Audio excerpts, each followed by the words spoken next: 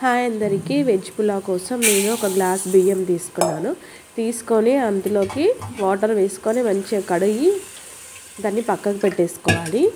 మన వెజ్ పులావ్ కోసం ఏం కావాలి అంటే ఒక మిక్సీ జార్ తీసుకొని అందులోకి కొంచెం కొత్తిమీర, పుదీనా, పచ్చిమిర్చి, వెల్లుల్లి, అల్లం వేసుకొని మొత్తం మిక్సీ పట్టుకోవాలి.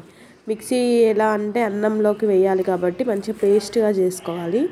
మిక్సీలోకి వేసుకొని పేస్ట్గా వేసుకోవాలి.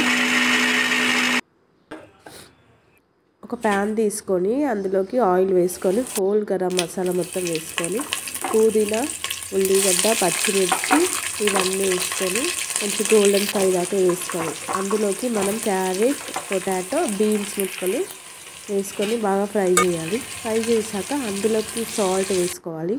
సాల్ట్ వేసుకున్నాక ధనియాల పొడి, హోల్ గరం మసాలా పౌడర్ వేసుకొని ఒకసారి మొత్తం కలుపుకోవాలి. కలుపుకున్నాక మనం ఇంతకుముందు మిక్సీ పట్టుకున్న పేస్ట్ మొత్తం వేసి బాగా ఫ్రై చేయాలి.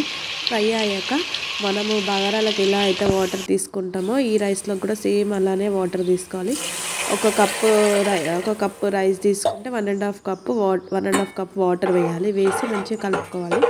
కలుపుకున్నాక కొంచెం మరిగినాక అందులోకి మనం రైస్ వేసుకోవాలి.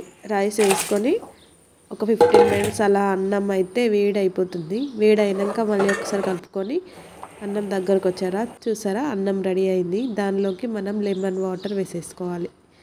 లెమన్ వాటర్ వేసుకున్నాక 5 మినిట్స్ 10 మినిట్స్ తర్వాత అన్నం రెడీ అయినట్టే. మీరు కూడా ఒకసారి ట్రై చేయండి, బాగుంటుంది.